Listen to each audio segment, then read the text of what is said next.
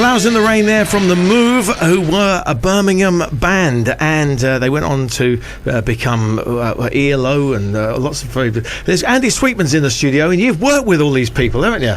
Very lucky chap, very lucky chap. You have roaded and been in the business on the road for many years now. How long? 28 years now. Really? And how did you start? How did you get into it? I broke down on a motorbike in Newquay, Cornwall. And the band gave me a lift home back to Birmingham, and I stayed with them for 7 years after that. Just give us a rundown. It's a story. But just give us a rundown of some of the artists that you've worked with. I started with the Rockin' Berries, and then I sort of took a break for a few months, and then all of a sudden got thrown into Diana Ross, Tina Turner, Cher, through a connection of working just with a few minor artists. It went on from there, really. Yeah. Just 10, 12 years of a dream. It's just hazy experiences, but great fun. Yeah.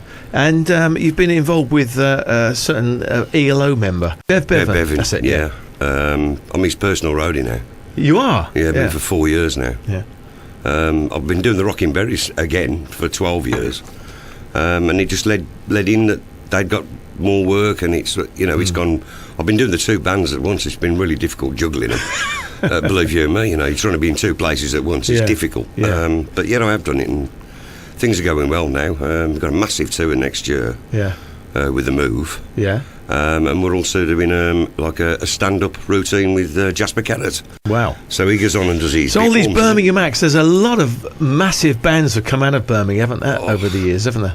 Many. I mean, give us a lowdown on a few of them. You've got Stevie Winwood, the Moody Blues, Ozzy Osbourne, Black Sabbath, Led Zeppelin with Robert Plant and all the guys, Deep Purple, so many, the Rockin' Berries, as I say, Fortunes. Now, I've always had a thrill whenever I've had people in my studio or been working with somebody who I actually bought records of. Was that the same for you? Well, actually, it was Bev Bevan. I got a paper round when I was about 10. And that was my first album, was the ELO, A New World Record. And that was the reason I actually went out, because I just loved the drum sound. Right. And it went from there. And then I bought the Out of the Blue album, which was a massive album. And now, all these years later, there I am. I'm his roadie. I keep pinching myself. It really is weird. Yeah. Now, tell us something about the life of a roadie. I mean, it's not all glamour, is it? No. You start with about 18 hours a day. Yeah. It is a long day, but to be honest with you, it's what I do best. Yeah. It's something I've loved. Yeah. And I've seen. I think you've got to love it, haven't you? Really, because as you say, it's hard work. You're there before anybody else gets there. You're there after everybody leaves. And what happens, like when you're on a bill with a lot of other bands as well, and all their roadies turn up? I mean, is there camaraderie, or is there a bit of ego going on there? And who's going to put what where? Yeah, it's normally pecking order. It's normally the oldest. the oldest still living roadie wins the gig. It's basically that. Right. But to be honest with you, after so many years, everybody knows everybody, and it's just like a big party. Really, to get together and everybody shakes hands and discusses last week's problem or a disaster that nearly happened. Yeah. So it's all part of the business. It's great fun. Yeah. I wouldn't change it. No, and there must be like a million stories as well. From there is, but there's some that we can't. There's some that you can't talk about, I'm sure. But we'll have a think and see if we can get some that we can actually relate in a moment or two. But right now, here is Bev Bevan, and I've always said this whenever I play this particular track, that I think that these are some of the loudest drums ever on record, and it's a song called Don't Bring Me Down. It goes like this.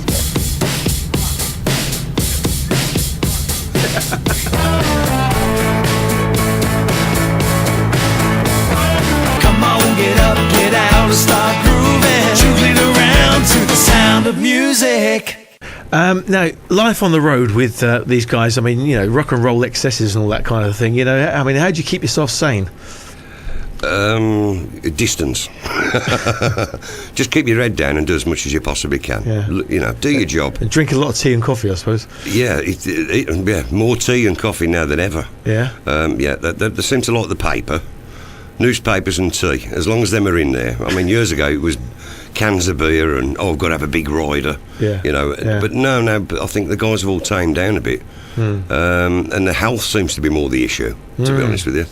Well, I Looking think after themselves. you've seen that with bands like the Stones. You know, as they get older, they've got to think about it. If they want to keep doing what they're going to do, Yes. they've got to think about their health. Yeah, limits. You know, excesses wear you out. Yeah. You know, normally you go on the road.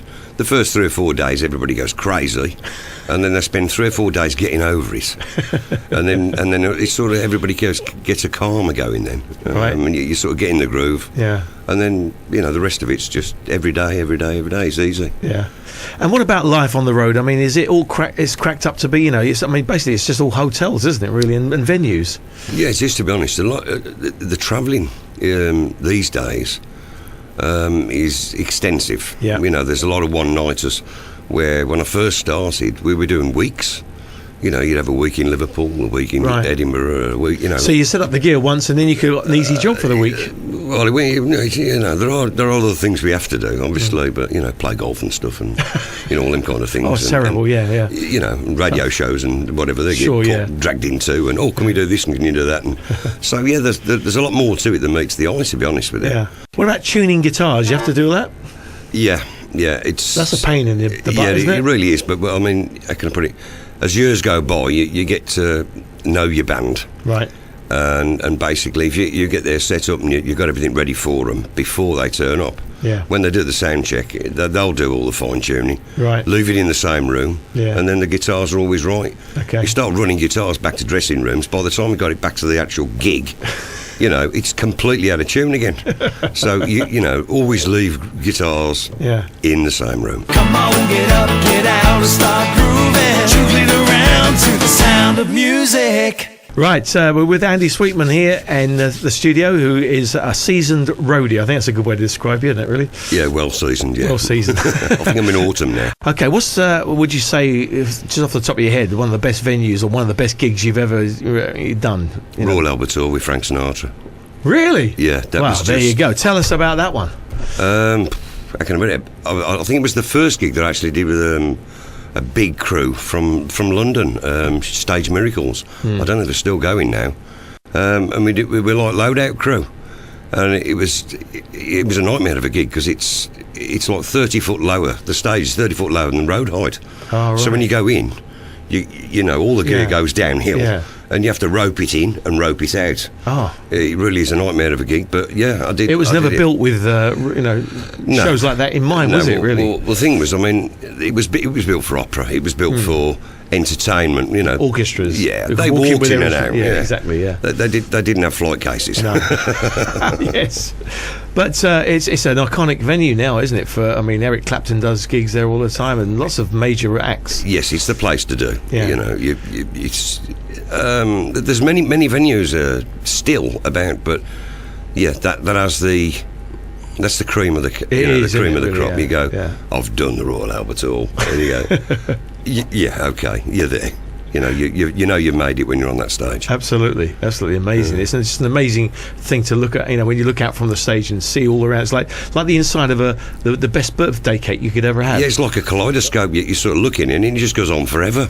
You look up, and it's like the Muppets, but Yeah. gone crazy. It's just up and up and up, many balconies. So that's stuck Great in your stuff. mind. Any others that really stick out in your mind that you I thought? did the Raw Festival Hall, which was an experience, Yeah. because it was an acoustically built room, Yeah. all out of wood. So that you could hear a pin drop at the back of the room. Yeah. You didn't need a PA system. Yeah. It was that was another one that was exciting.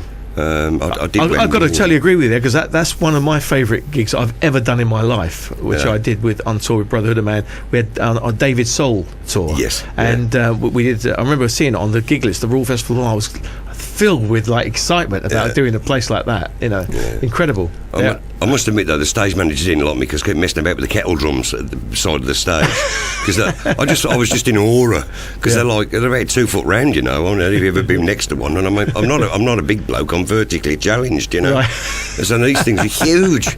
It's a marvellous thing. Yeah. So it's probably one of the gigs that you remember. Yeah, and also I'm sure you remember some of the artists that you've worked with. Who was the nicest? I think out of the old time, I'd say variety and cabaret would have been Roy Castle. Because most people seen him as the man who did the programme on TV. Yeah. You know, but they didn't actually see him as the person that he was. Yeah, he was an amazing musician, wasn't he? Multi-talented. I mean, he used to have this cabaret show where, like, I think I worked with him at the Hilton many years ago. And he went on, and he had a personal roadie who was a drummer as well. Yeah. And they had 2 drum kits, and then something like 150 instruments, all laid out on these like tables. Yeah. And then he'd have a count on a clock. And he'd have this clock going round, only 6 seconds only, like about the size of an album. Yeah.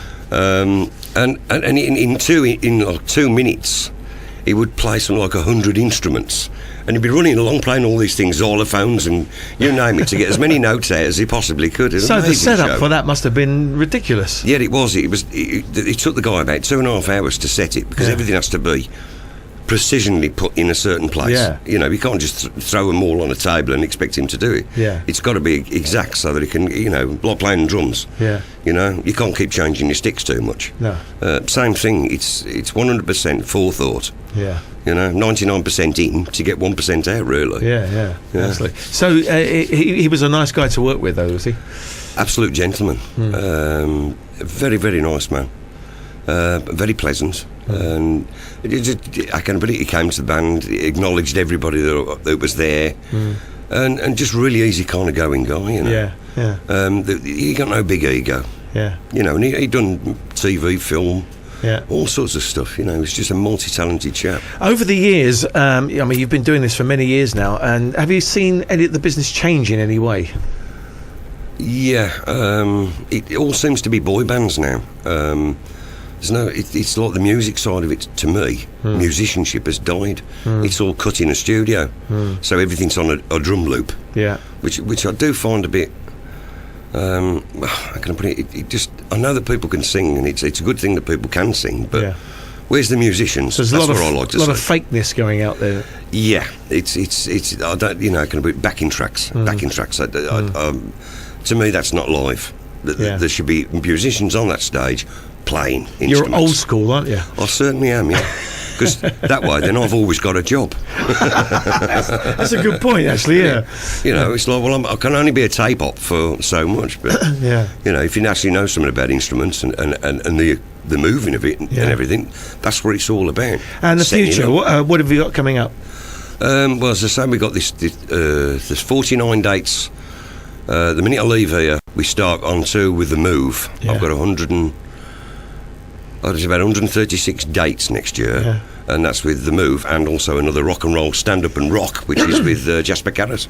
There's a lot of involvement with that. When you've done it all, come back and tell some stories about what's been going on there. And, I definitely will. Yeah, we look forward to it. Yeah. Thanks for coming in, Andy Sweetman, and the Move. You just mentioned them. Let's play something from The Move. This is Fire Brigade.